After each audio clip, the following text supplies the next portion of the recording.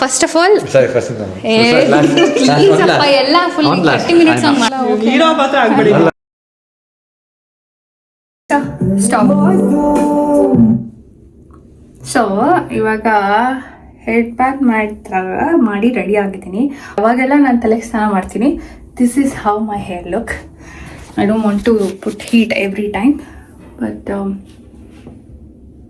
This is how it looks. Hello, I think ನಾನು ಈ video capture ಮಾಡಿ almost 2 months ಆಗಿದೆ, ಬಟ್ ಇವಾಗ ಅಪ್ಲೋಡ್ ಮಾಡ್ತಾ ಇದ್ದೀನಿ. ಫಾರ್ ಸಮ್ ರೀಸನ್ ಎಡಿಟ್ ಮಾಡೋಕ್ಕೆ ಇದು ತುಂಬ ಟೈಮ್ ತೊಗೊಂಡಿತ್ತು. ಇದು actually for some people boring ಅಂತ ಅನ್ನಿಸ್ಬಹುದು, ಬಟ್ ಕೆಲವೊಂದಷ್ಟು ಜನಕ್ಕೆ ತುಂಬ ಇನ್ಫಾರ್ಮೇಟಿವ್ ಆಗಿರುತ್ತೆ.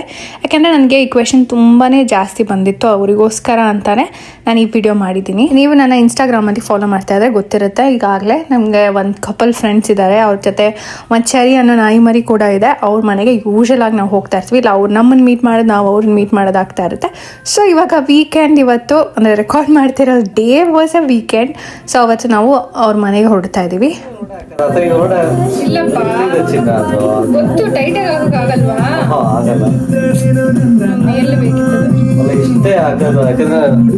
ಮುಖಕ್ಕೆ ಏನು ಹಾಕಲ್ಲ ಇವಾಗ, ಬರೀ ಏನೂ ಇಲ್ಲ. ಇನ್ಫ್ಯಾಕ್ಟ್ ಕುಂಕುಮ ಸ್ವಲ್ಪ ಮಾಯಿಶ್ಚರೈಸರ್ ಹಚ್ಬಿಟ್ಟು ಲಿಪ್ಸ್ಟಿಕ್ ಹಾಕೊಂಡು ಹೊರಡ್ತೀವಿ. ನೀನೇನು ಹಾಕಿದ್ಯಾ ಗುಡ್ಡು? ಬೈ ದ ವೇ, ಇವಾಗ ಸ್ಲೋಲಿ ನನಗೆ ಯಾವ ಬಟ್ಟೆನೂ ಫಿಟ್ ಆಗ್ತಾ ಇಲ್ಲ.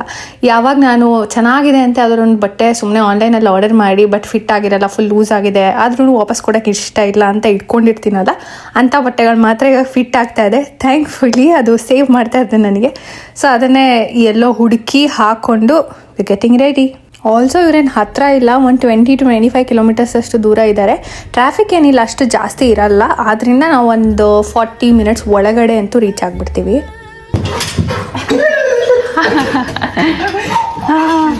ನೋ ಬರತ್ತಿಲ್ಲ.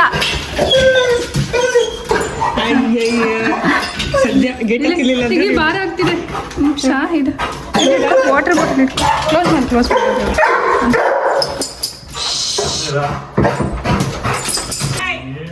ಸರಿ, ಭರತ್ ಎಲ್ಲಿ?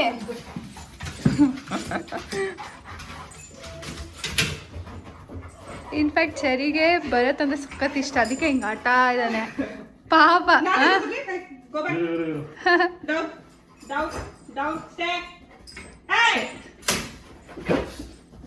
No Cherry, going back home. ಹಿಂಗೆ ಆಡ್ತಿದ್ರೆ ತುಂಬ ಸ್ಪೆಷಲ್ ಆಗಿರೋ ಅಡುಗೆ ಮಾಡ್ತಾ ಇದ್ದಾಳೆ. ಇದು ಎಂತ ಕೀಮಾ, ನೀನೇ ಹೇಳು ಏನಿದು ಬೇಬ್? ಸೊ ಫಸ್ಟ್ ಟೈಮ್ ತಿಂತಾ ಇರೋದು ಕೀಮಾ ಬಿರಿಯಾನಿ. ಇನ್ನ ಕೀಮಾ ರೆಡಿ ಆಗ್ತಾ ಇದೆ, ರೈಸ್ ಇನ್ನ ಅಲ್ಲಿದೆ.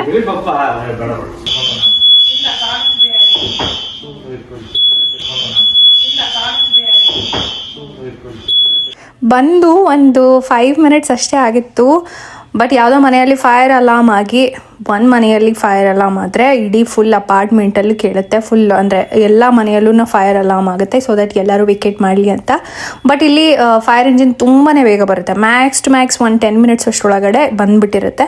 ಬಟ್ ಆದರೂ ಆ ಸೌಂಡ್ ಸಖತ್ ಹೆವಿಯಾಗಿ ಬರ್ತಾ ಇತ್ತು. ಅದಕ್ಕೆ ನಾವೆಲ್ಲ ಆಲ್ಮೋಸ್ಟ್ ಕೆಳಗಡೆ ಹೋಗೋಣ ಅಂತ ಅಂದ್ಕೊಂಡ್ವಿ. ಬಟ್ ಸಿನ್ಸ್ ನಾನು ಪ್ರೆಗ್ನೆಂಟ್, ಜಾಸ್ತಿ ಕೆಳಗೆ ಮೇಲೆ, ಏಕೆಂದರೆ ಲಿಫ್ಟ್ ಕೂಡ ಆಫ್ ಆಗಿರುತ್ತಲ್ಲ, ನಾವು ಸ್ಟೇರ್ಸಲ್ಲಿ ಹೋಗಬೇಕು. ಅದಕ್ಕೋಸ್ಕರ ಇವ್ರು ನೋಡ್ಕೊಂಡ್ಬರ್ತೀನಿ. Calm down. ನಾವು ಹೋಗಿ ಬಂದಾದಮೇಲೆ ನೀವು ಇನ್ ಕೇಸ್ ಏನಾದ್ರು ಬರಬೇಕು ಅನ್ನೋದಾದರೆ ವಿಲ್ ಗೆಟ್ ಯು ಅಂದ್ಕೊಂಡು ಅವ್ರು ಹೋದ್ರು. ಬರೀ ಬಾಯ್ಸ್ ಮಾತ್ರ.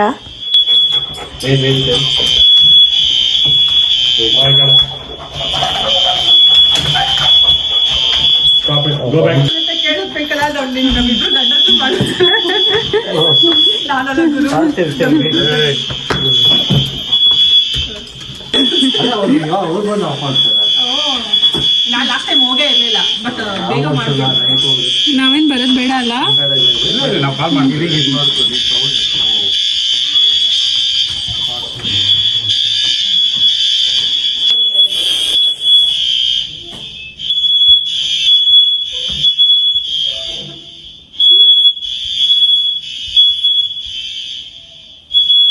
ಈಗಾಗಲೇ ಫೈರ್ ಇಂಜಿನ್ ಈ ಸೌಂಡ್ ಸ್ಟಾರ್ಟ್ ಆಗಿ ಒಂದು 5 minutes ಆಯಿತು, ಆಗಲೇ ಫೈರ್ ಇಂಜಿನ್ ಬಂದಿದೆ. That's good. ಕೆಳಗಡೆ ಬರೋಕ್ಕೆ ಹೋಗಿದ್ದಾರೆ. ಅವ್ರು ಏನಾದರೂ ಪ್ರಾಬ್ಲಮ್ ಇದ್ದರೆ ನಮ್ಮನ್ನು ಕೆಳಗಡೆ ಕರೀತಾರೆ, ಇಲ್ಲಾಂದರೆ ಫೈನ್ ಹೇರ್.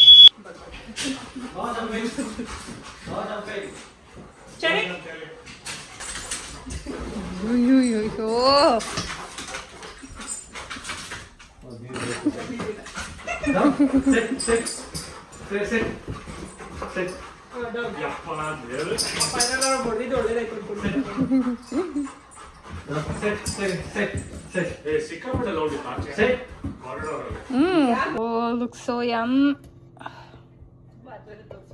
ಚೆನ್ನಾಗಿ ಕಾಣಿಸ್ತಾ ಇದೆ.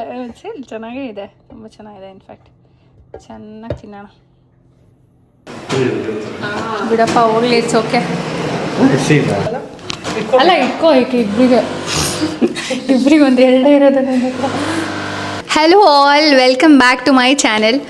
ಇವತ್ತು ಆ್ಯಕ್ಚುಲಿ ಒಂಥರ ಡಿಫ್ರೆಂಟ್ ಆಗಿರೋದು ಒಂದು ವಿಡಿಯೋ ಮಾಡೋಣ ಅಂತ ಅಂದ್ಕೊಂಡೆ.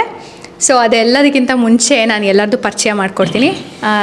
ನಮ್ಮ ಯಜಮಾನ್ರು ಗುಂಡು, ಭರತ್ ನಿಮಗೆ ಈಗಾಗಲೇ ಗೊತ್ತಿರಬಹುದು, but still I will introduce. ನಿಮ್ಮ ಹೆಸರೇನು? ಭರತ್. Thank you. ಆ್ಯಂಡ್ ಒಂದು ಸ್ಪೆಷಲ್ ಫ್ರೆಂಡ್ ಇದ್ದಾರೆ.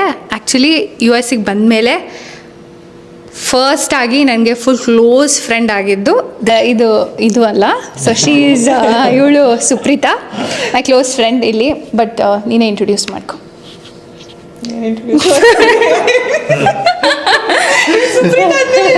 Okay sorry. ಓಕೆ, ಅಂದರೆ ನಂಗೆ US ಅಲ್ಲಿ ಇರೋದಕ್ಕೆ ಒಂಥರ ಕಂಫರ್ಟಬಲ್ ಫೀಲ್ ಮಾಡಿಸಿದ್ದು ಆ್ಯಂಡ್ ಹೋಮ್ ಥರ ಫೀಲ್ ಮಾಡಿಸಿದ್ದು ಈ ಫ್ರೆಂಡ್. ಸೊ ಅವಳನ್ನ ಇಂಟ್ರೊಡ್ಯೂಸ್ ಮಾಡಿಸ್ತೀನಿ. ಪ್ರಾಬ್ಲಿ ಸ್ವಲ್ಪ ಜನ ನೋಡಿರ್ತೀರ, ನೋಡಿಲ್ದಿರೋರಿಗೋಸ್ಕರ. ಸೊ ಅವಳ ಬಗ್ಗೆ ಅವಳೇ ಹೇಳ್ಕೊಳ್ತಾಳೆ ಅನಿಸುತ್ತೆ. ಲಾಸ್ಟ್. ಹಾಯ್, ನಾನು ಸುಪ್ರೀತಾ, ಇದು ನನ್ನ ಗಂಡ ಶಶಾಂಕ್.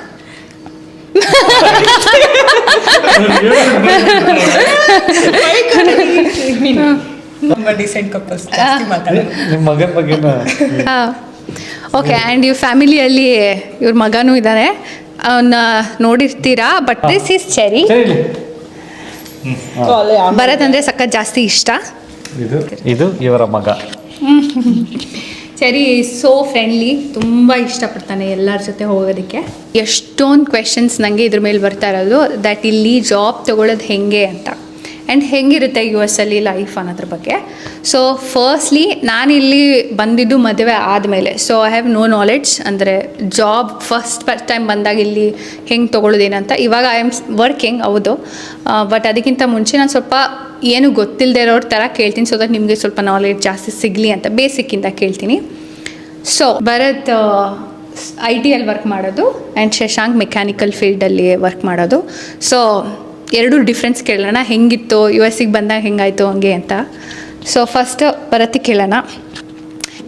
ನೀನು ಫಸ್ಟ್ ಟೈಮ್ US ಗೆ ಬಂದಾಗ ಆಫ್ಕೋರ್ಸ್ ಒಬ್ಬನೇ ಬಂದಿರ್ತೀಯ ಅಲ್ವಾ, ಹೆಂಗಿತ್ತು ಅಂದರೆ? ಓಕೆ, ಅದಕ್ಕಿಂತ ಮುಂಚೆ how did you come to US? For example, ಯಾರೋ ಒಬ್ಬರು ಸ್ಟ್ರೇಂಜರ್ ಏನು ಇಂಜಿನಿಯರಿಂಗ್ ಮಾಡ್ತಾ ಇದ್ದಾರೆ ಅಥವಾ ಏನೋ ಕೆಲಸ ಮಾಡ್ತಿದ್ದಾರೆ ಅಂತ ಅಂದ್ಕೊಳ್ಳಿ. ಅವರಿಗೆ US ಅಲ್ಲಿ ಜಾಬ್ ಬೇಕು, US ಗೆ ಬರಬೇಕು ಅಂತ ಅಂದರೆ, IT ಅಲ್ಲಿ ಬರಬೇಕು ಅಂತಂದರೆ ಅವ್ರು ಏನು ಮಾಡಬೇಕು? ಅಂದರೆ ಫಸ್ಟ್ ಕಾಲೇಜಸ್, ಲೈಕ್ ಯಾವ ಕಾಲೇಜ್ ಅನ್ನೋದನ್ನು ಫಸ್ಟ್ ನೋಡಿ. ನಿಮ್ಗೆ ಯಾವ ಕಾಲೇಜ್ ಇಂಟ್ರೆಸ್ಟ್, ನಿಮಗೆ ಇಂಟ್ರೆಸ್ಟೆಡ್ ಕೋರ್ಸ್ ವರ್ಕ್ ಯಾವ ಕಾಲೇಜಲ್ಲಿ ಆಫರ್ ಮಾಡ್ತಾ ಇದ್ದಾರೆ ಅನ್ನೋದು ಫಸ್ಟ್ ನೋಡಿ. ಅದನ್ನು ಶಾರ್ಟ್ ಲಿಸ್ಟ್ ಮಾಡಿ, ಅದಕ್ಕೆ ರಿಕ್ವೈರ್ಮೆಂಟ್ಸ್, ಕೆಲವೊಂದಕ್ಕೆ ಎಕ್ಸಾಮ್ ಬರೀಬೇಕಿರುತ್ತೆ, GRE ಅಂತ ಎಕ್ಸಾಮ್, ಆ್ಯಂಡ್ ಇನ್ನೊಂದು ಟೋಫಲ್ ಅಂತ ಇಂಗ್ಲೀಷ್ ಎಕ್ಸಾಮು. ಸೊ ನಾನು ಬಂದಾಗ ಇವೆರಡು ಎಕ್ಸಾಮ್ ವಾಸ್ ಲೈಕ್ ರಿಕ್ವಿಸಿಟ್ ಥರ ಇತ್ತು. ಸೊ ಆ ಎಕ್ಸಾಮ್ ಬರೆದಾದ್ಮೇಲೆ ಬೇಸ್ಡ್ ಆನ್ ದಟ್ ರಿಸಲ್ಟ್ ನಾವು ಕೆಲವೊಂದು ಯೂನಿವರ್ಸಿಟೀಸ್ ಶಾರ್ಟ್ ಲಿಸ್ಟ್ ಮಾಡಿ, ಆ ಯೂನಿವರ್ಸಿಟೀಸ್ಗೆ ಅಪ್ಲೈ ಮಾಡಿ, ಅದಕ್ಕೆ like SOP, like statement of purpose, ಅಂದರೆ ನಮಗೆ ಯಾಕೆ ಆ ಕಾಲೇಜಿಗೆ ಹೋಗಬೇಕು ಅಂತ ಒಂದು ಲೈಕ್ ಫಾರ್ ಎಸೆ, ನಿಮ್ಗೆ ಅರ್ಥ ಆಗಬೇಕಂದ್ರೆ ಎಸೆ ಥರ ಒಂದು ಬರ್ದು, ಆಮೇಲೆ ಲೆಟರ್ ಆಫ್ ರೆಕಮೆಂಡೇಷನ್ಸ್, LORs ಒಂದಷ್ಟು ಜನದ ಹತ್ರ, ಲೈಕ್ ಫಾರ್ ಎಕ್ಸಾಂಪಲ್ ಕಾಲೇಜಲ್ಲಿ ಓದ್ತಿದ್ರೆ ಲೆಕ್ಚರರ್ಸ್, ವರ್ಕ್ ಮಾಡ್ತಿದ್ರೆ like team members, team leads, ಆ ಥರ. ಸೊ ಇದನ್ನೆಲ್ಲ ಸ್ವಲ್ಪ ಏನು ಇದ್ರ ಬಗ್ಗೆ ಐಡಿಯಾ ಇಲ್ಲ ಅಂದರೆ, ಲೈಕ್ ಇದನ್ನು ಅಸಿಸ್ಟ್ ಮಾಡೋಕ್ಕೇ ಎಷ್ಟೊಂದು ಕನ್ಸಲ್ಟೆನ್ಸಿಗಳಿದೆ, ತುಂಬಾ ಕನ್ಸಲ್ಟೆನ್ಸಿ ಇದೆ ಬ್ಯಾಂಗ್ಳೂರಲ್ಲಿ. ಸೊ ಲೈಕ್ ಆನ್ಲೈನಲ್ಲಿ ಸುಮ್ಮನೆ ಸರ್ಚ್ ಮಾಡಿ, ಲೈಕ್ ಇಂಟರ್ನೆಟ್ ಸರ್ಚ್ ಮಾಡಿದ್ರೆ ನಿಮಗೆ ಕನ್ಸಲ್ಟೆನ್ಸಿ ಗೊತ್ತಾಗುತ್ತೆ. ಲೈಕ್ ಅವ್ರಿಗೆ ಸ್ವಲ್ಪ ಫೀಸ್ ಅಂತ ಇರುತ್ತೆ. ಸೊ ಅವ್ರಿಗೆ ಫೀಸ್ ಕಟ್ಟಾದ್ಮೇಲೆ ಅವ್ರು ಎಲ್ಲದಕ್ಕೂ ನಿಮ್ಗೆ ಅಸಿಸ್ಟ್ ಮಾಡ್ತಾರೆ. ಲೈಕ್ ಕಾಲೇಜ್ ಶಾರ್ಟ್ ಲಿಸ್ಟ್ ಮಾಡೋದ್ರಿಂದ ಹಿಡಿದು ಈ SOP, LOR ಎಲ್ಲಾನು ಮಾಡೋಕ್ಕೆ Basically ಎಲ್ಲ documents ಲೈಕ್ ಎಲ್ಲ A to Z ಲೈಕ್ ಎಲ್ಲದಕ್ಕೂ ಅಸಿಸ್ಟ್ ಮಾಡೋಕ್ಕೆ ಆ ಕನ್ಸಲ್ಟೆನ್ಸಿ ತುಂಬ ಲೈಕ್ ಹೆಲ್ಪ್ ಮಾಡ್ತಾರೆ. ಬಟ್ ಅವ್ರಿಗೆ ಅಂತ ಫೀಸ್ ಇರುತ್ತೆ. ಸೊ ಹಂಗೆ ಆ ಪ್ರೊಸೆಸ್ ಅಲ್ಲೆಲ್ಲ ಮಾಡಿ ನಿಮ್ದು A to Z like college select ಆದಮೇಲೆ ಲೈಕ್ ನಿಮ್ಮ ವೀಸಾ ಅದಕ್ಕೂ ಎಲ್ಲ ಹೆಲ್ಪ್ ಮಾಡಾದ್ಮೇಲೆ ಒನ್ಸ್ ವೀಸಾ ಅಪ್ರೂವ್ ಆದಮೇಲೆ ಅಲ್ಲಿಂದ ನಿಮ್ಮ ಜರ್ನಿ ಸ್ಟಾರ್ಟ್.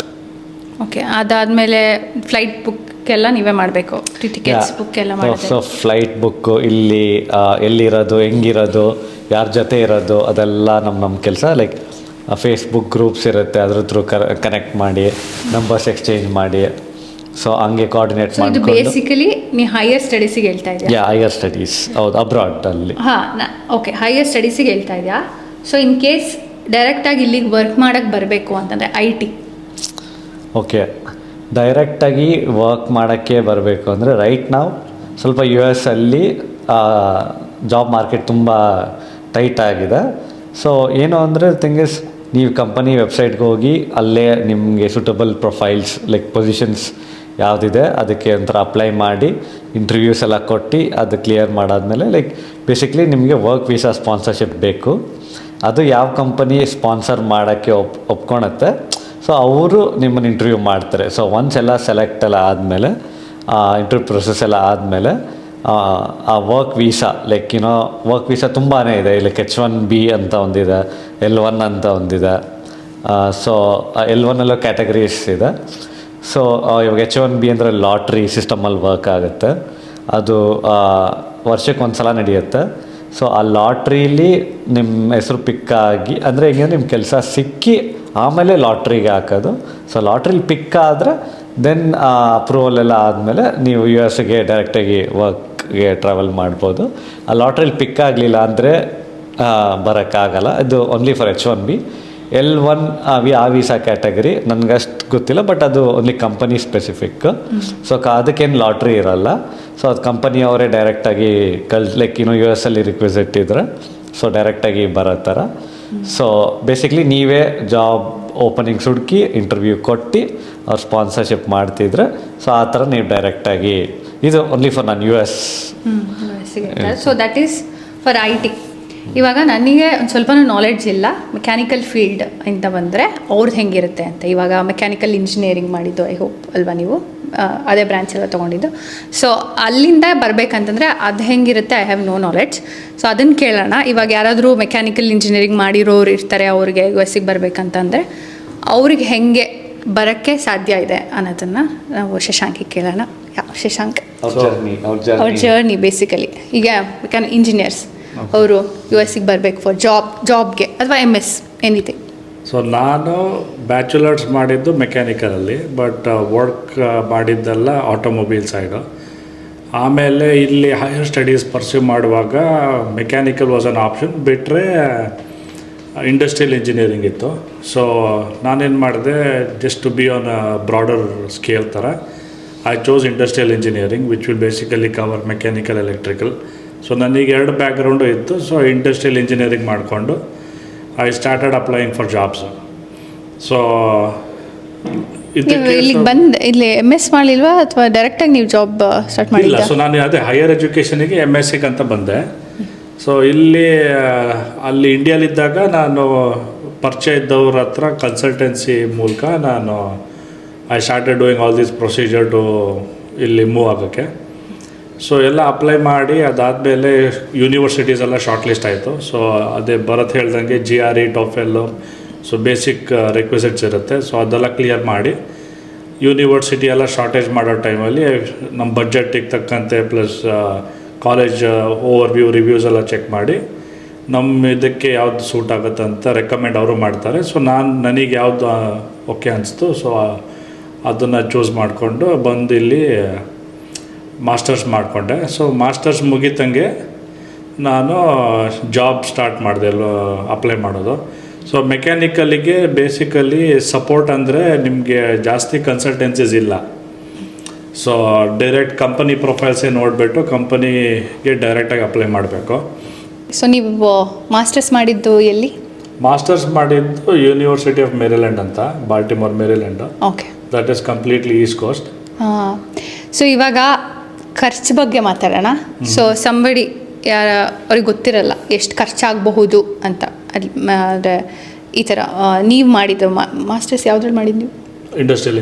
ಇಂಡಸ್ಟ್ರಿಯಲ್ ಇಂಜಿನಿಯರಿಂಗಿಗೆ ಮಾಸ್ಟರ್ಸ್ ಮಾಡಬೇಕು ಅಂತ ಬಂದರೆ ಅಪ್ರಾಕ್ಸಿಮೇಟ್ಲಿ ಎಷ್ಟು ದುಡ್ಡು ಇಟ್ಕೊಂಡು ಬರಬೇಕು?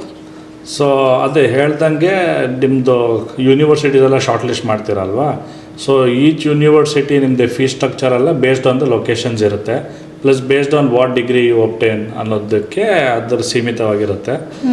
ಸೊ ನಾನು ಇಂಡಸ್ಟ್ರಿಯಲ್ ಅಂತ ಬಂದಾಗ ಇಟ್ ವಾಸ್ ಅಬೌಟ್ $40,000 ಥರ ಇತ್ತು ಬಡ್ಜೆಟು. ಅದಾದಮೇಲೆ ಅಪ್ಲಿಕೇಶನ್ ಫೀಸು ಮತ್ತು ಪ್ರೊಸೆಸಿಂಗು ಮತ್ತು ಕನ್ಸಲ್ಟೆನ್ಸಿ ಅವ್ರಿಗೆ ಪೇ ಮಾಡೋದು. ಸೊ ಒಟ್ಟಾಗಿ it was approximately like $50,000 to $60,000. $50,000 to $60,000 ಅಂದರೆ ಇಂಡಿಯನ್ ರುಪೀಸಲ್ಲಿ. ಇದೂ ಐ ಟಿಯಲ್ಲೂ ಪ್ರಾಬ್ಲಿ ಸೇಮೇ?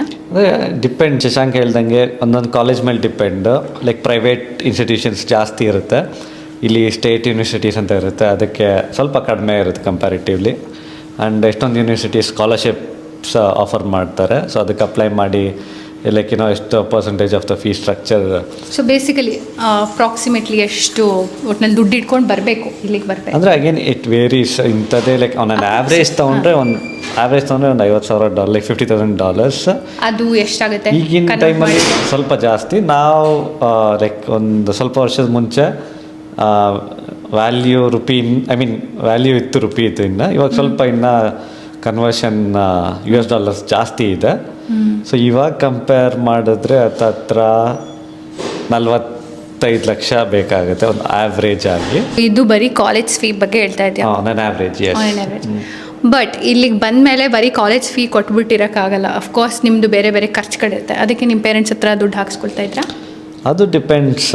ಒಂದು ಇಲ್ಲಿ ಪಾರ್ಟ್ ಟೈಮ್ ಮಾಡ್ಬೋದು, like legally like 20 hours weekly part time ಕೆಲಸ. ಪಾರ್ಟ್ ಟೈಮ್ ಅಂದರೆ ಯಾವ ಥರ ಕೆಲಸ?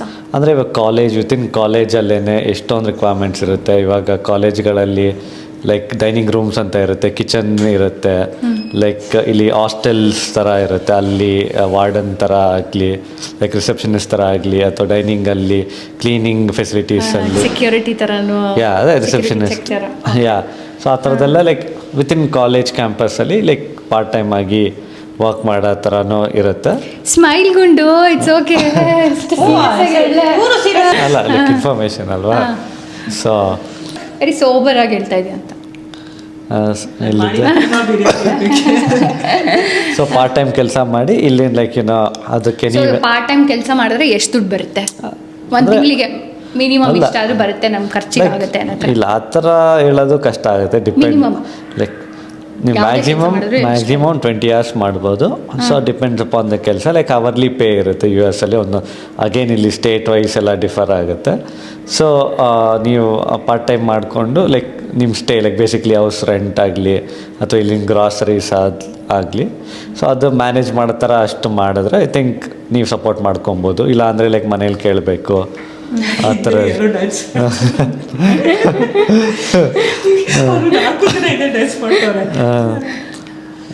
ಸೊ ಇಲ್ಲಾಂದರೆ ಮನೇಲಿ ಕೇಳಬೇಕಾಗತ್ತೆ, ಇಲ್ಲಾಂದರೆ ಫಂಡ್ಸ್ಗೆ. ಸೊ ಎವ್ರಿ ಟೈಮ್ ಮನೇಲಿ ಕೇಳೋದಕ್ಕಿಂತ ಲೈಕ್ ಪಾರ್ಟ್ ಟೈಮ್ ಕೆಲಸ ಮಾಡಿ. ಗಿವ್ ಅಸ್ ನಂಬರ್, ಎಷ್ಟು ಮಿನಿಮಮ್ ಎಷ್ಟು ಅರ್ನ್ ಮಾಡಬಹುದು? Minimum and maximum.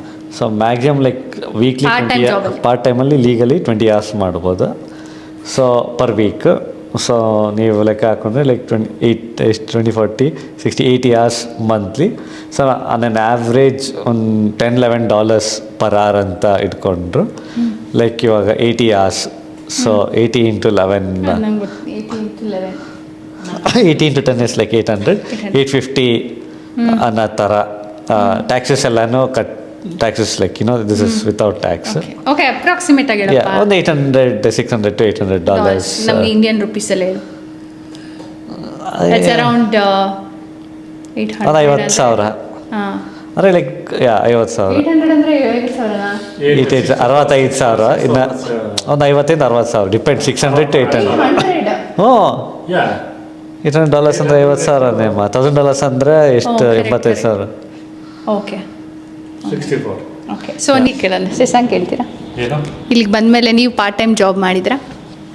So college masters ಮಾಡೋ ಟೈಮಲ್ಲಿ ಫಸ್ಟ್ ಕಪಲ್ ಸೆಮಿಸ್ಟರ್ಸ್ ಬಂದು ಮನೇಲಿ ಸಪೋರ್ಟ್ ತೊಗೊಂಡೆ. ಅದಾದಮೇಲೆ ಪಾರ್ಟ್ ಟೈಮ್ ಕಾಲೇಜಲ್ಲೇ ಕ್ಯಾಫೆಟೇರಿಯಲ್ಲಿ ಪಾರ್ಟ್ ಟೈಮ್ ಜಾಬ್ ಮಾಡಿಕೊಂಡೆ. 20 ಅವರ್ಸು ಅವರ್ಲಿ ಪೇ ಇತ್ತು.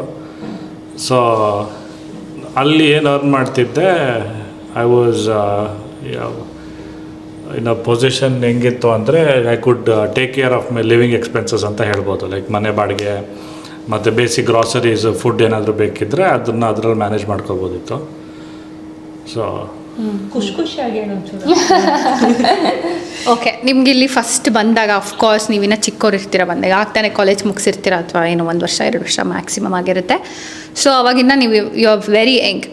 ಸೊ ಹೊಸ ಕಂಟ್ರಿ, ಎಲ್ಲ ಜನಗಳೆಲ್ಲ ಫುಲ್ ಫಾರಿನರ್ಸು, ಹೆಂಗಂತ ಅನ್ನಿಸ್ತು? ಅಂದರೆ ಲೈಕ್ ಭಯ ಆಯಿತಾ ಅಥವಾ ಹೆಂಗಿತ್ತು? ಸೊ ನಾನು ಫಸ್ಟ್ ಬಂದಾಗ ನಮ್ಮ ಫ್ಯಾಮಿಲಿಲೇ ಫಸ್ಟ್ ಪರ್ಸನ್ನು ಅಬ್ರಾಡ್ ಅಂತ ಬಂದಿದ್ದು. ಸೊ ಕಾಂಟ್ಯಾಕ್ಟ್ಸ್ ಯಾರೂ ಇರಲಿಲ್ಲ, ಬಟ್ ಗೊತ್ತಿದ್ದವರು ತುಂಬ ಜನ ಇದ್ದರು, ಬಟ್ ಅಷ್ಟು ಟಚಲ್ಲಿ ಇರಲಿಲ್ಲ. ಸೊ ಇಟ್ ವಾಸ್ ಹೆಂಗಿತ್ತು ಅಂದರೆ ಒಂದು totally different experience ಇದ್ದಂಗಿತ್ತು.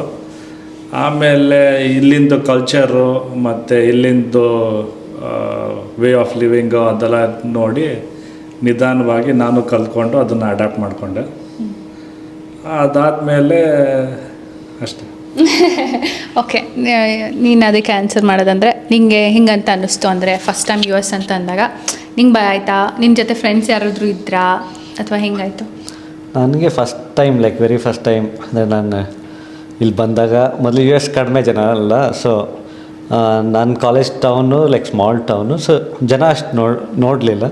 So very first ನಾನು ಇಲ್ಲಿ ಬಂದು ಮನೆಗೆ ಹೋದಾಗ ಯಾಕಾದರೂ ಬಂದೆ ಅನ್ನೋ ಹತ್ರ this was like A total frank feeling ಅವಾಗ ಆಗಿದ್ದು. ಅಂದರೆ ಕೆಲಸ ಮಾಡ್ತಿದ್ದು, ಒಂದು ಕೆಲಸ ಬಿಟ್ಟು ಬಂದಿದ್ದು, ಯಾಕಾದರೂ ಬಂದೆ ಅನ್ನೋ ಥರ ಅನಿಸ್ತು. ಬಟ್ ಲಕ್ಕಿಲಿ ನನಗೆ ತುಂಬ ಒಳ್ಳೆ ರೂಮ್ಮೇಟ್ಸ್ ಇದ್ದರು, ಲೈಕ್ ಕ್ರೇಜಿ ರೂಮ್ಮೇಟ್ಸು. ಸೊ ಒಳ್ಳೆ ಫ್ರೆಂಡ್ಸ್, ಅಂದು ಲಕ್ಕಿಲಿ ಎಲ್ಲ ಕನ್ನಡದವ್ರೆ. ನಾವೆಲ್ಲ ಇಲ್ಲೇ US ಅಲ್ಲೇ ಮೀಟ್ ಮಾಡಿದ್ದು, ಬಟ್ ಲಕ್ಕಿಲಿ ತುಂಬ ಚೆನ್ನಾಗಿ ಡೆವಲಪ್ ಆಗಿ ಲೈಕ್ 2 ವರ್ಷ ತುಂಬ ಚೆನ್ನಾಗಿದ್ವಿ. ಲೈಕ್ ಏನೋ ಆ್ಯಂಡ್ ಅಲ್ಲಿ ನಮಗೆ ಒಳ್ಳೆ ಸೆಟ್ ಆಫ್ ಫ್ರೆಂಡ್ಸು ಇದ್ದರು. ಸೊ ನಮಗೆ ಅದರಲ್ಲಿ ಲೈಕ್ ಏನೋ I was like really lucky. ಒಳ್ಳೆ ಸೆಟ್ ಆಫ್ ಫ್ರೆಂಡ್ಸ್ ಜೊತೆ ಲೈಕ್ ತುಂಬ ಎಂಜಾಯ್ ಮಾಡ್ತಾ. ಸೊ ಆ ಕಂಪನಿಲಿದ್ದಾಗ ಅವಾಗ ಅಷ್ಟು ತ್ರೊಬ್ಬಂಟಿತನ, ಲೋನ್ಲಿನೆಸ್ ಥರ ಏನು ಕಾಡಲಿಲ್ಲ. ಬಿಕಾಸ್ ಅಗೇನ್ ಕನ್ನಡದವ್ರು ತುಂಬ ಜನ ಇದ್ದರು. ಸೊ ಆಮೇಲೆ ಚೆನ್ನಾಗಿ ಅನಿಸ್ತು. Not the initial first time ಬಂದಾಗಂತೂ ಆಗೋಯ್ತು ಟೈಮ್. ವಾಟ್ ವಿ ಡು ಅನ್ನೋದ್ರ ಬಗ್ಗೆ ನಾನು ಕ್ವಶನ್ ಕೇಳ್ತೀನಿ. ಓ, ಇಬ್ರಿಗೂ ಕೇಳಬೇಕು ಮುಂದೆ. ಹಾಂ, ಸೊ ಇವಾಗ ನೀನು ಐ ಮೀನ್ ನಮ್ಮಿಬ್ರದ್ದು ಅಟ್ಲೀಸ್ಟ್ ಫಸ್ಟ್ ಅವ್ರನ್ನ ಕೇಳ್ತೀನಿ. ಸೊ ಅಲ್ಲ, ಸೊ ಇವಾಗ ನಿಮಗೆ ಅವ್ರು US ಅಲ್ಲಿರೋದು ಮೀಟ್ ಎಲ್ಲ ಅಂದರೆ ಫೋನ್ ಥ್ರೂ ಮೀಟ್ ಮಾಡಿ ಮದುವೆ ಎಲ್ಲ ಆದಮೇಲೆ, ಸೊ ನೀವು US ಬರೋದು ಗೊತ್ತಿತ್ತು ಮದುವೆ ಆದಮೇಲೆ. ಸೊ ಅದು ಆ ಫೀಲಿಂಗ್ ಹೆಂಗಿತ್ತು? US ಬರೋದು ತುಂಬ ಖುಷಿ, ಎಕ್ಸೈಟ್ಮೆಂಟ್ ಆ ಥರ ಇತ್ತಾ ಅಥವಾ ಲೈಕ್ ಕ್ಯಾಶುಯಲ್ ಅನ್ನೋ ಥರ ಆ ಫೀಲಿಂಗಲ್ಲಿದ್ರು? ನಂಗೆ ತುಂಬ ಖುಷಿ ಇತ್ತು, ಎಕ್ಸೈಟ್ ಆಗಿದೆ, ಏನೇನು ಮಾಡಬೇಕು ಅಂತ ಎಲ್ಲ ಫುಲ್ ಲಿಸ್ಟ್ ಎಲ್ಲ ಇಟ್ಕೊಂಡ್ಬಿಟ್ಟಿದೆ. ಬಟ್ ಭಯ ತುಂಬ ಇತ್ತು, ಯಾಕಂದರೆ ಅರೇಂಜ್ ಮ್ಯಾರೇಜ್ ಬೇರೆ ಅಲ್ವಾ. ಸೊ ಹಾಗೆ ಆಮೇಲೆ ಫಸ್ಟ್ ನಾನು ವರ್ಕ್ ಮಾಡ್ತಾ ಇದ್ದೆ. ಸೊ ನಂಗೆ ಕಂಪ್ಲೀಟ್ಲಿ ಅದನ್ನು ಬಿಟ್ಟು ಇಲ್ಲಿ ಹೌಸ್ ವೈಫ್ ಆಗೋಕ್ಕೆ ಅದೊಂದು ಸ್ವಲ್ಪ ಇದಿತ್ತು. ಆಮೇಲೆ ಹಸ್ಬೆಂಡ್ ಮೇಲೂ ಡಿಪೆಂಡ್ ಆಗಬೇಕು, ಡಿಪೆಂಡೆಂಟ್ ವಿಸಾ ಮೇಲೆ ಓಕೆ, ಆಮೇಲೆ ಹಸ್ಬೆಂಡ್ ಮೇಲೂ ಡಿಪೆಂಡೆಂಟ್ ಆಗಬೇಕಿತ್ತು. ಸೊ ಹಾಗೆ ಆಮೇಲೆ ಇಲ್ಲಿದು ಬಟ್ ನಂಗೆ ಖುಷಿ ಇತ್ತು ಬರೋಕ್ಕೆ. ಓಕೆ, ಸೊ ನಿನಗೆ ಐ ಮೀನ್ ನಿನ್ಗೆ ಫಸ್ಟೇ ಗೊತ್ತಿತ್ತು ಇಲ್ಲೇ ಅಂದರೆ ಬಿಫೋರ್ ಮ್ಯಾರೇಜ್ ಓನ್ಲಿ ಇಲ್ಲಿ ಬರ್ತೀಯ ಅನ್ನೋ ಥರ ಇತ್ತು? ನನಗೆ ಇನ್ಫ್ಯಾಕ್ಟ್ ನಂಗೆ because we had love marriage ಅಲ್ವಾ, ನಂಗೆ ಅದು ತಲೆಗೆ ಹಿಟ್ಟೇ ಆಗಿಲ್ಲ ದಟ್ ಬೇರೆ ಕಂಟ್ರಿಗೆ ಹೋಗ್ತಾ ಇದ್ದೀನಿ ಅಥವಾ ನಾನು ಅದ್ರ ಇಮ್ಯಾಜಿನ್ ಮಾಡಿರಲಿಲ್ಲ ನಾನು US ಹೋಗ್ತಾ ಇದ್ದೀನಿ, ಅದು ಹಂಗಿರುತ್ತೆ ಹೆಂಗಿರುತ್ತೆ 0.1% ಇರಲಿಲ್ಲ ನನಗೆ. I was just curious. ಅಂದರೆ I was just so happy that Bharat ನಾನು ಮದುವೆ ಆಗ್ತೀನಿ, ಅವನ ಜೊತೆ ಇರೋಕ್ಕೆ ನನಗೆ ಅಪರ್ಚುನಿಟಿ ಇದೆ ಅನ್ನೋ ಥರ. ಸೊ ಏನು ನಾನು ಆ ಥರ ಥಿಂಕೇ ಮಾಡಿರಲಿಲ್ಲ. ಇನ್ಫ್ಯಾಕ್ಟ್ ಸೀರಿಯಸ್ಲಿ ನಿಜವಾಗ್ಲೂ ಥಿಂಕ್ ಮಾಡಿರಲಿಲ್ಲ. ಇಲ್ಲಿ ಬಂದ ಮೇಲೂ ನನಗೆ ಸ್ಟಾರ್ಟಿಂಗ್ ನೀನು ಕೇಳ್ತಾ ಇದೆಯಾ ಹೆಂಗೆ ಅನಿಸ್ತಾ ಇದೆ, ಕಾರಲ್ಲಿ ಬರ್ತಾ ಪಿಕಪ್ ಮಾಡಿದೆ ಅಲ್ಲ ಅವಾಗ ನಿನ್ಗೆ ಹೆಂಗೆ ಅನಿಸ್ತಾ ಇದೆ ಅಂತ ನಂಗೆ ಅದಿಲ್ಲ, ನಂಗೆ ಇನ್ನೂ ಅದು ಅನಿಸ್ತಾನೆ ಇಲ್ಲ. ಪಾಪ ಇವ್ನಿಗೆ ಬೇಜಾರಾಗುತ್ತೆ ಅನ್ನೋದಕ್ಕೋಸ್ಕರ ನಾನು ಚೆನ್ನಾಗಿದೆ ಅನ್ನೋ ಥರ ಅಂತಿದ್ದೆ. ಬಟ್ ಅದು ಬಿಟ್ಟರೆ ನನಗೆ ಒಂದು ಸ್ವಲ್ಪ ದಿನ ಆಯಿತು, ಅಂದರೆ ಸ್ವಲ್ಪ ಪ್ಲೇಸಸ್ ಎಲ್ಲ ನೋಡಿದ ಮೇಲೆ ನಂಗೆ ಒಂಚೂರು ನೈಸ್ ಚೆನ್ನಾಗಿದೆ US ಅನ್ನೋ ಥರ ಅನಿಸಿದ್ದು. ಅಂಟಿಲ್ ದೆನ್ ನನಗೆ ನಿಜವಾಗ್ಲೂ ಅದು ಹಿಟ್ಟಾಗಿಲ್ಲ. US ಬರ್ತಾಯಿದ್ದೀನಿ ಅಥವಾ US ಇಸ್ ಆ ಥರ ಅದು ಮಾಡಬೇಕು ಇದು ಮಾಡಬೇಕು ಅನ್ನೋ ಥರ ಇನ್ನೂ ಇರಲಿಲ್ಲ ನನಗೆ. ಇಲ್ಲಿ ಬಂದು ಸ್ವಲ್ಪ ದಿನ ಆದಮೇಲೆ ಪ್ಲೇಸಸ್ ಎಲ್ಲ ನೋಡಿ ನನಗೂ ಇಷ್ಟ ಆಯಿತು. ಮಾತ್ರ ಸೊ ನಿಮಗೆ ಫಸ್ಟ್ ಇಲ್ಲಿ ಬಂದ ಮೇಲೆ ಹೆಂಗೆ ಅನಿಸ್ತು ನಿಮಗೆ? ಅಂದರೆ ಇಲ್ಲಿ ಗೆ ಲ್ಯಾಂಡ್ ಆದಮೇಲೆ ಹೌ ವಾಸ್ ದಟ್ ಫೀಲ್? ನಾನು ಬರ್ತಾ ಒಬ್ಳೇ ಬೇರೆ ಬಂದಿದ್ದು ಫ್ಲೈಟಲ್ಲಿ, ಸೊ ಅಷ್ಟು ಲಾಂಗ್ ಗೊತ್ತೇ ಇರಲಿಲ್ಲ. ನಾನು 4 ಜನ ಕರ್ಕೊಂಬರ್ಬೇಕು ಈ ಡೈಲಾಗ್ ಕಟ್ಟು. ಖುಷಿ ಇತ್ತು, ಆಮೇಲೆ ಅದೇ ಫ್ಯಾಮಿಲಿನ ಇಲ್ಲ ಬಿಟ್ಟು ಬೇರೆ, ಆಮೇಲೆ ಖುಷಿನೂ ಇತ್ತು, ಇದು ಇತ್ತು. ಆಮೇಲೆ ಅದಕ್ಕಿಂತ ಜಾಸ್ತಿ ನನಗೆ ಭಯ ಇತ್ತು, ಏನೇನು ಮಾಡಬೇಕು, ಸೆಕ್ಯೂರಿಟಿ ಚೆಕ್ ಅದೆಲ್ಲ ನಂಗೆ ಏನೂ ಗೊತ್ತಿರಲಿಲ್ಲ. ಸೊ ಫಸ್ಟ್ ಟೈಮ್ ಅದನ್ನೆಲ್ಲ ತಿಳ್ಕೊಂಡು ಹೆಂಗೋ ಒಟ್ಟು US ರೀಚ್ ಆಗಿಬಿಟ್ರೆ ಸಾಕು ಇವ್ರನ್ನ ಅಂತ ಹಂಗೆ ಇಟ್ಕೊಂಡಿದ್ದೆ. ರೀಚ್ ಆಗಿದ ತಕ್ಷಣ ನೋಡಿದ ತಕ್ಷಣ ಹಬ್ಬ ನಾನು ಸೇಫಾಗಿ ರೀಚ್ ಆದೆ ಅಂತ ನನಗೆ ಅನಿಸ್ತು. ಬಟ್ ಅದಾದಮೇಲೆ ಗೊತ್ತಿಲ್ಲ, ಫುಲ್ ಜೆಟ್ಲಾಗಲ್ಲೇ ಫುಲ್ ಮಲ್ಕೊತಾನೆ ಇದ್ದೆ ನಾನು ಕಾರ್ ಹತ್ತಿದ ತಕ್ಷಣ. ಆಮೇಲೆ ಒಂದು 2-3 ಡೇಸ್ ಆದಮೇಲೆ ಸ್ವಲ್ಪ ಇಲ್ಲಿ ಕಲ್ಚರು ಅದಕ್ಕೆ ಇದಕ್ಕೆ ಇವ್ರು ತುಂಬ ಸುತ್ತಿಸ್ತಿದ್ದ, ಅವಾಗ ಓಕೆ ಅನ್ನಿಸ್ತು. ಬಟ್ ಅದಾದಮೇಲೆ ಏನು ಫ್ಯಾಮಿಲಿ ಇರಲಿಲ್ಲ. ಬಟ್ ನಾವಿಬ್ಬರೇ ಅಲ್ವಾ, ಅವಾಗ ತಾನೇ ಜೋಶಲ್ಲಿ ಮದುವೆ ಆಗಿದ್ವಿ, ಅವಾಗ ಏನೋ ಲವ್ ಬರ್ಡ್ಸ್ ಥರ ಆಟ ಆಡ್ಕೊಂಡಿದ್ವಿ. ಆಮೇಲೆ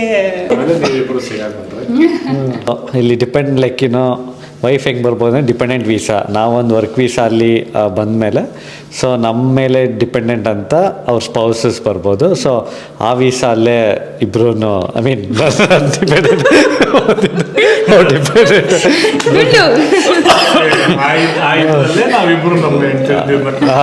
ಆ ಇದರಲ್ಲೇ ಇಬ್ರು ಅವ್ರವ್ರ ಹೇಳ್ತಿದ್ದ ಕರ್ಕೊಂಬಂದಿದ್ದು. ಸೊ ಆಮೇಲೆ ಈ ಡಿಪೆಂಡೆಂಟ್ ವೀಸಲ್ಲಿ ಬಂದ ತಕ್ಷಣ ಇಲ್ಲಿನ ರೂಲ್ಸ್ ಪ್ರಕಾರ ಏಕ್ದಮ್ ವರ್ಕ್ ಮಾಡೋಕ್ಕೆ ಆಗಲ್ಲ, ಪರ್ಮಿಟ್ ಇರಲ್ಲ.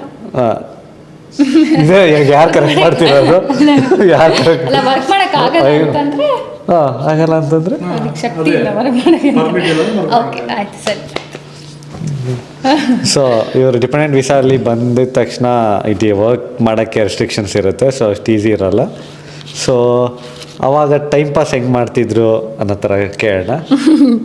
ಓಕೆ, ನನಗೆ ವರ್ಕ್ ವೀಸಾ ಬಂದಿದ್ದು ಒಂದು ವರ್ಷ ಆಯಿತಾ, 9 ಮಂತ್ಸ್ ಅಟ್ಲೀಸ್ಟ್ ಒಂದು 9 ಮಂತ್ಸ್ ಆಯಿತು. ಬಟ್ ನನಗೆ ಮದುವೆ ಓಕೆ ನಮ್ಮದು ಲವ್ ಮ್ಯಾರೇಜ್ ಆಗಿದ್ರೂ ಮದುವೆಗಿಂತ ಮುಂಚೆ ನಾವಿಬ್ಬರು ಏನು ಓಡಾಡಿಲ್ಲ. ಒಂದು 2-3 ಸಲ ಲಂಚ್ಗೋ ಡಿನ್ನರ್ಗೋ ಹೋಗ್ಬಿಟ್ಟಿದ್ದೀವಿ, ಬಿಟ್ಟರೆ ನಾವಿಬ್ಬರು ಹೊರಗಡೆ ಅಂತೂ ಮೀಟ್ ಆಗಿಲ್ಲ. ಸೊ ನಂಗೆ ಇದು ಆಲ್ಮೋಸ್ಟ್ ಒಂಥರ ಲವ್ ಮ್ಯಾರೇಜ್ ಆಗಿದ್ರೂ ಇದು ಒಂಥರ ಫಸ್ಟ್ ಟೈಮ್ ನೋಡ್ತಾ ಇರೋ ಬರೋದ್ ಜೊತೆ ಹೆಂಗಿರುತ್ತೆ ಏನು ಅಂತ ಗೊತ್ತಿರಲಿಲ್ಲ. ಸೊ ನಾನು ಅದನ್ನು ಎಕ್ಸ್ಪ್ಲೋರ್ ಮಾಡೋದು, ನಾನು ಸ್ವಲ್ಪ ಔಟ್ಡೋರ್ ಪರ್ಸನ್ ಅಲ್ಲ, ನಾನು ಸ್ವಲ್ಪ ಇಂಡೋರ್ ಪರ್ಸನ್ನೇ, ಮನೇಲಿರೋದಕ್ಕೆ ಇಷ್ಟಪಡ್ತಿದ್ದೆ. ಆ್ಯಂಡ್ ಸ್ಮಾಲ್ ವಾಕ್ಸು, ಅಕ್ಕಪಕ್ಕ ಪಾರ್ಕ್ಸು ಅದೆಲ್ಲ ಫುಲ್ ಚೆನ್ನಾಗಿ ಅನಿಸ್ತಾ ಇತ್ತು. ಸೊ ನಾನು ಅದೇ ಥರ ಟೈಮ್ ಸ್ಪೆಂಡ್ ಮಾಡಿದ್ದೀನಿ. ಕರೆಕ್ಟಾಗಿ 9 ಮಂತ್ಸ್ ತನಕನೂ ನಾನು ಬರೀ ಇದನ್ನೇ ಮಾಡಿದ್ದೀನಿ. ಕರೆಕ್ಟ್ ಟೈಮಿಗೆ ನನಗೆ ವರ್ಕ್ ವೀಸಾ ಬಂತು, ಜಾಬ್ ಅಪ್ಲೈ ಮಾಡಿದೆ. ಥ್ಯಾಂಕ್ಫುಲಿ ಆ ಟೈಮಲ್ಲಿ ಜಾಬ್ ಮಾರ್ಕೆಟ್ ಸ್ವಲ್ಪ ಚೆನ್ನಾಗಿತ್ತು, ಅದಕ್ಕೆ ನನಗೆ ಕೆಲಸ ಸಿಕ್ತು. So I am still working for the same company. ನಾನೇ ಅಡುಗೆ ಮಾಡೋದೆಲ್ಲ ಹೆಂಗೆ ಅಂತನೂ ಹೇಳ್ಕೊಡ್ತೀನಿ. ಅಡುಗೆ ಮಾಡೋಕ್ಕೆ ಬರ್ತಾ ಇರಲಿಲ್ಲ, ಒಂದು ಸ್ವಲ್ಪನೂ ಬರ್ತಾ ಇರಲಿಲ್ಲ. ಕಾಫಿ, ಟೀ, ಚಿತ್ರಾನ್ನ, ಅನ್ನ, ಉಪ್ಪಿಟ್ಟು ಬರ್ತಿರ್ಲಿಲ್ಲ, ಉಪ್ಪಿಟ್ಟು ಮಾಡ್ತಿರ್ಲಿಲ್ಲ. ಉಪ್ಪಿಟ್ಟು ನಾನೇ ಹೇಳ್ಕೊಟ್ಟು ಇವಾಗ ಪ್ರೋ ಆಗಿದ್ದಾಳೆ. ನೀನು ಹೇಳ್ಕೊಟ್ಟಿಲ್ಲ ಗುಂಡು, ಎಲ್ಲ ಯೂಟ್ಯೂಬ್. ಆ್ಯಂಡ್ ನಮ್ಮಮ್ಮ ಇವರಮ್ಮ ಸಕ್ಕದಾಗಿ ಅಡುಗೆ ಮಾಡ್ತಾರೆ. ಇವರಮ್ಮ ಬ್ರೇಕ್ಫಾಸ್ಟ್ಗಳಲ್ಲಿ ನಮ್ಮಮ್ಮನೂ ಚೆನ್ನಾಗಿ ಮಾಡ್ತಾರೆ.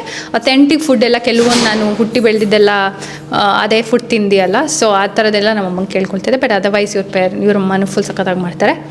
ಅವ್ರದ್ದು ಅಡುಗೆ ರೆಸಿಪಿ ಮಾಡ್ತಾಯಿದ್ದೆ ಅಲ್ಲಿ ತನಕ.